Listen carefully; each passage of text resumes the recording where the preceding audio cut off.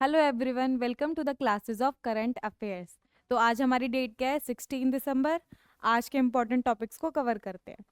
हमारा first topic है विरासत, celebrating hand woven saris of India. मतलब हैंड वूविंग जिसमें मैनुअल लेबर लगता है, हाथ से अपने कलाओं का प्रदर्शन करते हुए साड़ीज के ऊपर वर्क किया है। तो इसके लिए क्या है, एक प्रोग्राम का स्टार्टिंग हुई है। Exclusive handloom sari exhibition start हुआ है, और ये सारी एग्जीबिशन कहाँ पे हो रहा है? National heritage for national centre for heritage textiles. तो यहाँ पे एक सेंटर है हमारा, किसको? National centre for heritage textiles के लिए सेंटर है, और ये कहाँ पे पड़ता है? जनपथ, न्यू दिल्ली में। वहाँ पे ये एग्जीबिशन स्टार्ट हो रहा है। कब से कब तक है? 15 से लेके 28 दिसंबर 2024 तक ये एग्जीबिशन का कंक्लूजन चलेगा, कंडक्शन चलेगा। कौन सा एडिशन है विरासत का? थर्ड एडिशन है ऑफ मेगा इवेंट विरासत सारी festival 2024।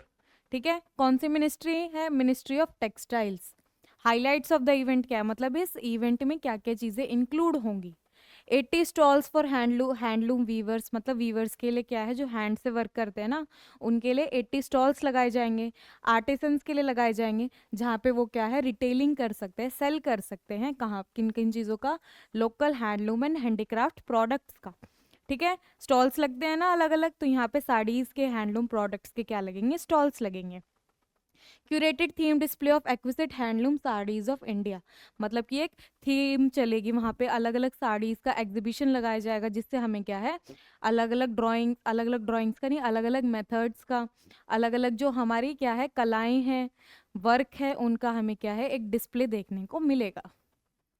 Workshop and talks on saris and sustainability. आजकल हम लोग क्या है, हमारे जो कल्चरल का इम्पोर्टेंट वर्क पार्ट है, उसको सस्टेनेबल मेथड से कैसे प्रोड्यूस कर सकते हैं, यूज करना है, तो इन दोनों को हम लोग यहाँ पे कॉम्बाइन करेंगे। Folk dances of India. अब हमारे वही कल्चर का इंपॉर्टेंट पार्ट, फोक डांसेस, अलग अलग स्टेट्स के अलग अलग डांसेस हैं, उसका यहाँ पे डिस्प्ले होगा। Delicious regional cuisines. अब हमारे यहाँ पे फूड्स में भी तो कितनी वैरायटी आ जाती है, रीजनल वेरिएशन आता है, तो यहाँ पे उनका भी प्रमोशन हो रहा है।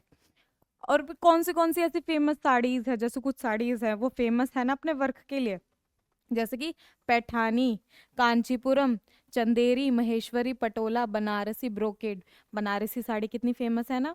और तंचोई, भागलपुरी सिल्क, पाशमीना साड़ी, ये सारी क्या है, फेमस वैरायटीज है। और इनके अलावा और भी वैरायटीज है किनकी? साड़ीज में। नेक्स्ट टॉपिक आ जाता है हमारा, अ ग्रैंड एनवेलिंग, मतलब ओपनिंग हुई है, किसकी? वाइस प्रेसिडेंट ने करी है, और हमारे वाइस प्रेसिडेंट कौन है? श्री जगदीप धनखड़ जी। इनॉग्रेशन किया है इन्होंने किस चीज़ का? GSI, geo science museum in Gwalior. Gwalior में एक जीएसआई का, जियो साइंस म्यूजियम का इनॉग्रेशन हुआ है।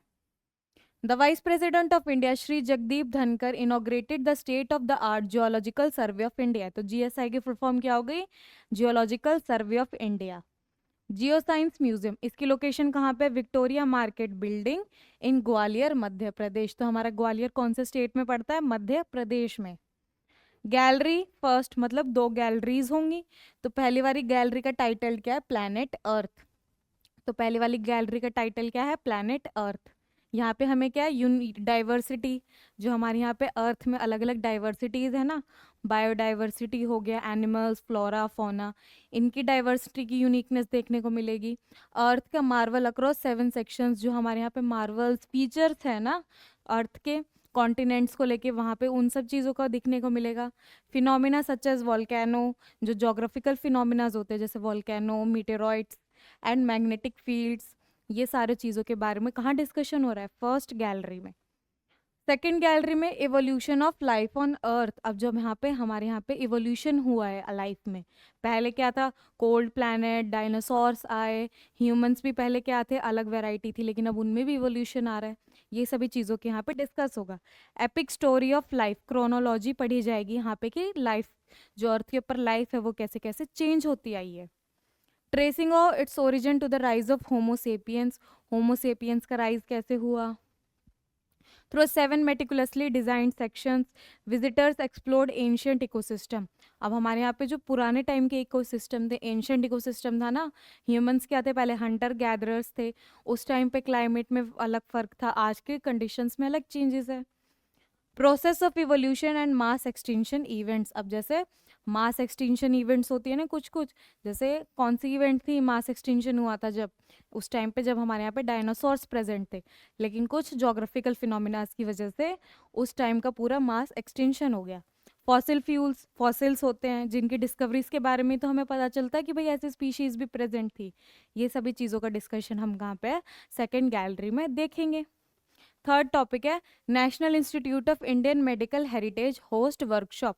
तो national institute of Indian medical heritage ने क्या किया, एक वर्कशॉप का कंडक्शन किया है। कौन सी मिनिस्ट्री है, आयुष। आयुष के बारे में हम लोगों ने कितना, मतलब 2-3 दिन में एक बार न्यूज़ में आती ही रहती है। तो हमारी मिनिस्ट्री ऑफ आयुष क्या है, एक इम्पॉर्टेंट टॉपिक बन गया। And national institute of Indian medical heritage, तो आयुष ने और इस नेशनल इंस्टीट्यूट ने मिलके क्या किया है, सक्सेसफुली होस्टेड अ 2 डे वर्कशॉप का कंडक्शन किया है। और ये कहाँ पे हो रहा है, हैदराबाद में। ये लोग क्या करेंगे, दोनों इंस्टीट्यूट्स मिलेंगे और जो इनपुट्स की ज़रूरत होती है, रिसोर्सेज, इंफॉर्मेशन, डाटा, ये सारी चीज़ों की जो अवेलेबल है ना, रिक्वायरमेंट है, इसको प्रोवाइड करेंगे। और ये सारी चीज़ों की इनपुट हमें कहाँ पे है, international classification of diseases traditional medicine module 2 में। तो इसकी शॉर्ट फॉर्म क्या हो गई, आईसीडी। ICD TMM module 2।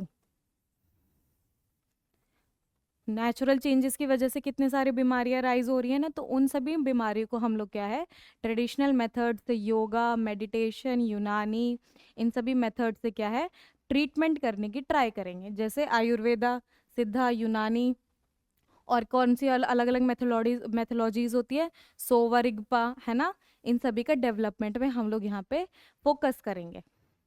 अब हमारे यहाँ पे NIIMH है ना, वो क्या है, WHO का कोलैबोरेशन सेंटर है। और ये कोलैबोरेशन सेंटर क्या करवाता है, literary and fundamental research provide करवाता है ट्रेडिशनल मेडिसिन में।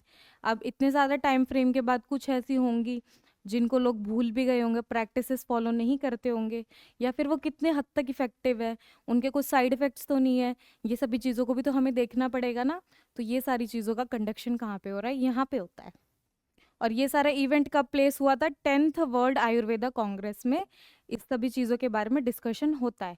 और 10th वर्ल्ड आयुर्वेदा कांग्रेस कहाँ पे हो रही है, देहरादून उत्तराखंड में हुई थी। अभी नहीं हुई, कब हुई थी, 13 से 14 दिसंबर के बीच में इस कांग्रेस का हेल्ड होता है। ठीक है। नेक्स्ट टॉपिक है national energy conservation award. Energy के रिसोर्सेज हमने कल भी पढ़े थे, है ना, पिछली क्लासेस में हमने डिस्कस किए थे।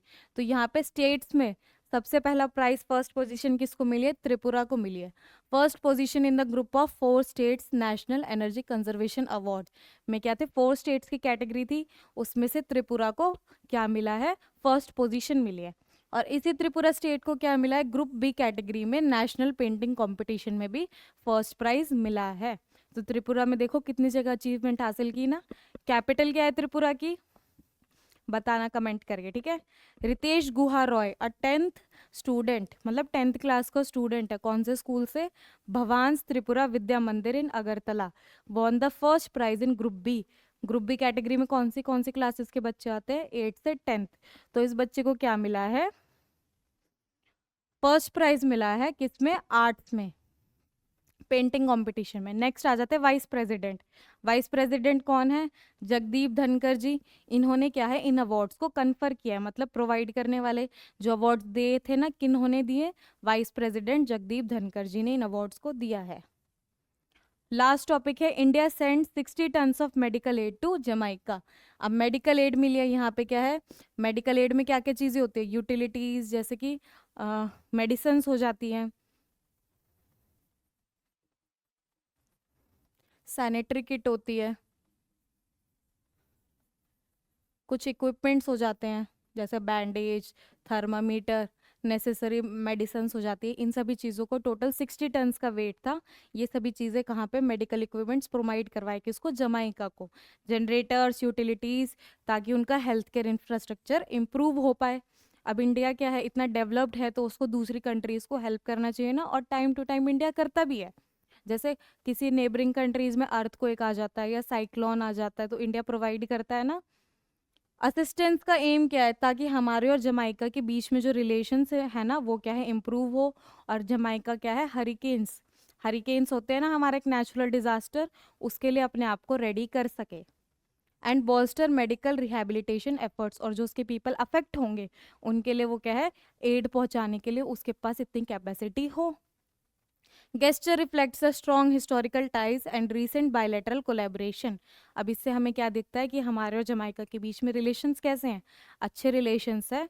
और हमारे यहाँ पे अभी से नहीं, हिस्टोरिकल टाइम्स है, मतलब बहुत पहले टाइम से दोनों के बीच में रिलेशनशिप्स है। और रीसेंट बायलेटरल कोलैबोरेशन, और दोनों आजकल क्या है, दोनों आपस में बहुत एरियाज को लेके कोलैबोरेट करते हैं। इसका एक एग्जाम्पल हमें कहाँ देखने को मिलता है कि जमाइकन के जो पीएम है ना, उन्होंने क्या है, इंडिया अक्टूबर 2024 में अपनी एक ऑफिशियल विजिट पे की थी। अगर वहाँ की इतनी इंपॉर्टेंट पर्सनैलिटी इंडिया में आ रही है तो इसका मतलब हमारे यहाँ पे अच्छे फ्रेंडली रिलेशंस है, बायलैटरल रिलेशंस अच्छे हैं ना। तो यही सभी चीज़ें हम लोग आज की क्लास में डिस्कस हुई। और करंट अफेयर्स की वीडियोस के लिए आप चैनल को सब्सक्राइब भी कर सकते हैं। नोटिफिकेशन के लिए बेल आइकन को दबाएं। Thank you.